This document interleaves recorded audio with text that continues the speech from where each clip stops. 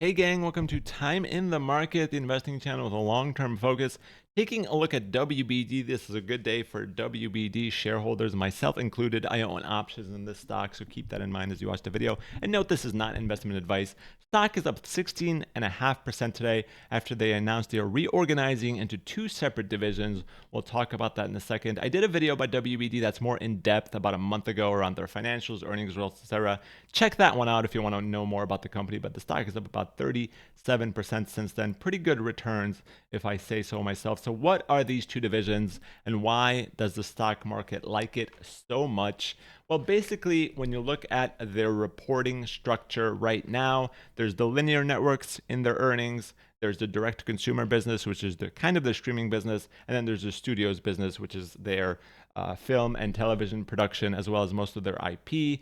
Well, they're taking those three separate divisions and moving them into two, showing really what they're focused on by the language they use in this press release. Their first division is going to be the global linear networks. This is their linear television business, kind of a business that's in perpetual decline. If you look at their earnings, revenue's down, margins are maybe shrinking a little bit, and this is a business that the stock market doesn't really love anymore because of that perpetual decline that it's seeing. Then on the other side, they have their streaming and studios business. This is going to be their scaled streaming platform that's expanding into various countries. Right now, it has about 110 million subscribers. That's up from about 90 million or so about a year ago. So it's growing at a pretty good clip. And it is moving into a variety of additional countries. Right now, it's probably in about 55 to 60% of the markets that it's going to be in from a subscriber basis when it's a mature business. It's expanding into additional countries in Europe in 25, Asia Pacific in 25, Latin America in 25, UK, and more countries in 26. So a lot of growth ahead of it. And on top of that, you've got your studios business, which is film and television production and all of the IP that they have, Harry Potter, DC Studios, and all of that good stuff. So really, that's nice. And then the language they use is pretty clear about what's going to happen here. For the global linear networks, they're going to focus on maximizing profitability and free cash flow to continue reducing their debt, while in streaming and studios, they're going to focus on driving growth and strong returns on invested capital. So really, two separate things. One, global linear networks, we're going to cut costs is what I get from that. We are going to look at this business.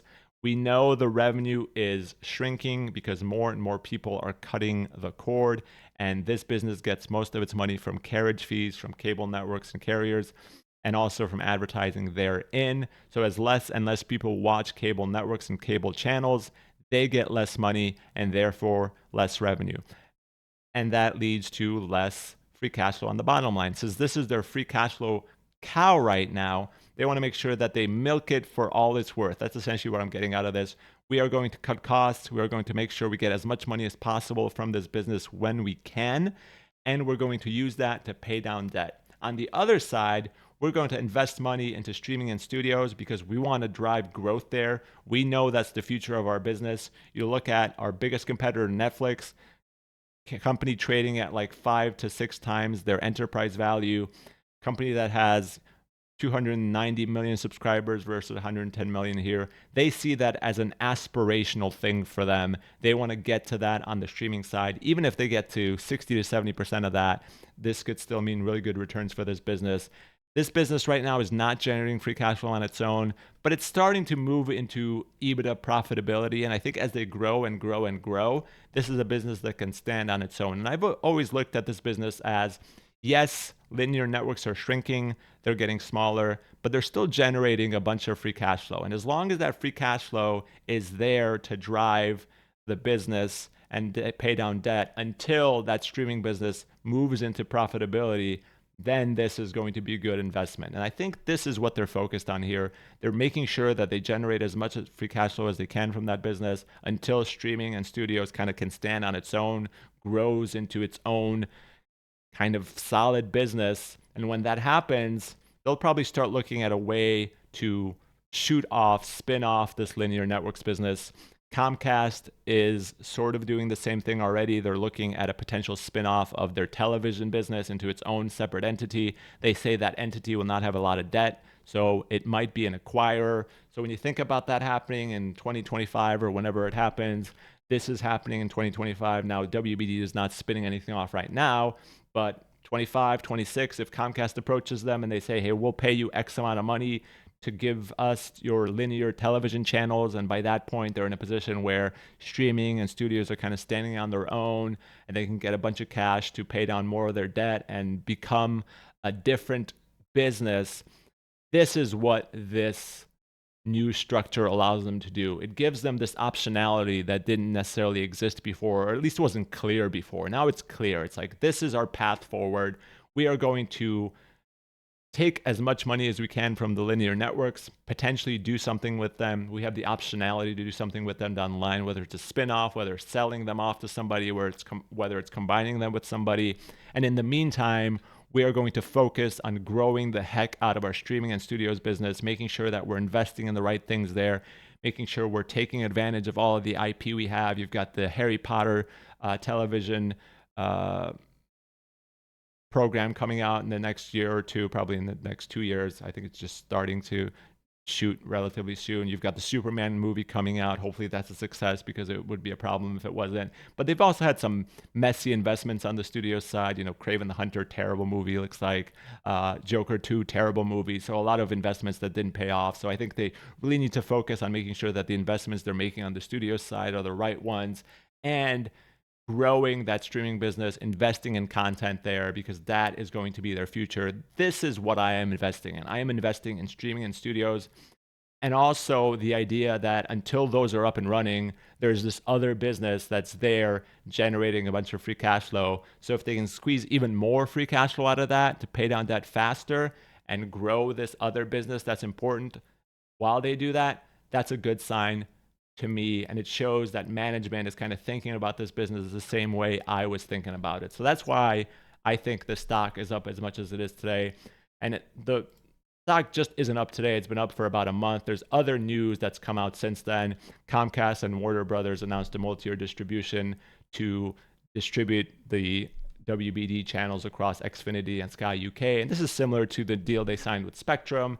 Again, it's like we're introducing our streaming channels, the ad-supported versions, into the packages that Comcast and Sky UK can offer. In 2026, when Max launches in the UK, they are going to be a partner there as well to help with distribution. And it's just getting more people onto the streaming platform, onto the ad-supported versions of the streaming platforms, where these companies make a decent amount of money. Because if you look at, how much they're charging for the ad-supported versions, there's plenty of times where they have deals where they're charging you $2 a month for 6 months for Max. So it's like they just want people on the platform because they know they can make a lot of money on the advertising if they stay there for a long period of time. And right now, the ad load that Max has is very, very low in relation to some of the other players. So there's plenty of room to increase that in the future. Not great for consumers, but again, pretty good for investors and WBD from a revenue perspective. Then as you look at some other news that came out, the NBA agreed to a kind of a side deal with WBD, not necessarily what they wanted. They're not getting the games or anything in the United States, although they are getting the right to the games in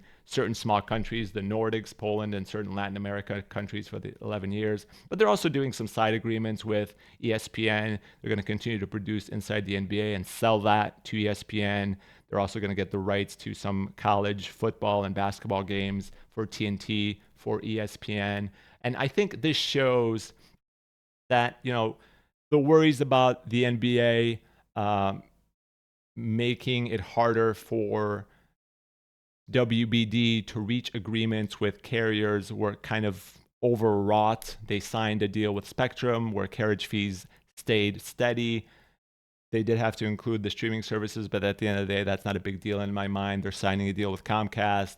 Again, I feel like them losing the NBA isn't as huge a problem as some made it out to be. They're certainly saving a bunch of money on the cost side there, and they're still getting some benefits from the NBA with this deal, whether it's streaming in those smaller countries or whether it's getting access to highlights and the ability to produce television channels from those highlights. If I was WBD, I'd be thinking about like a legit fun sports center type show just for the NBA every single day that's airing on Max. If you're an NBA fan, yeah, you're not getting games there, but if you want highlights, this is where you're going. You're going to Max, you're going to TNT because they have the rights to do that. It's like, it's not expensive, but it's something that NBA fans would want to watch and stuff like that. At least they're getting access to small things like that. So it's not a huge deal, but it's a little bit of positive news on the NBA front. So all of this combined, though, is why this stock is doing so well. And this especially, I think this really shows that they have a cohesive strategy right now.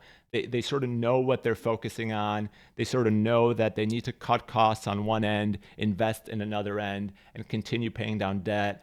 And this new strategy kind of gives them flexibility around whatever they want to do in 25 or 26 or 27. Because I think if you look at this company by 2030, it doesn't have the linear networks anymore. Those are probably spun out somewhere else. It's just a streaming and studios company where Max is suddenly profitable and studios still have a lot of IP and a production capacity that is probably not matched anywhere else. Most of the shows that I watch are somehow produced by Warner Brothers Television. So they're out there, they're doing stuff. This is a business that's still pretty solid, that the valuation is still pretty interesting. It's certainly up, 50% since it was really interesting at the $7, $8 range when I was buying it, but still something that I'm going to continue to hold in the form of leaps. I have leaps in the $8 range that I bought in the $8 range for January 2026. So plenty of time for those to continue growing, because I think this is a stock that could easily be in the $15 to $20 range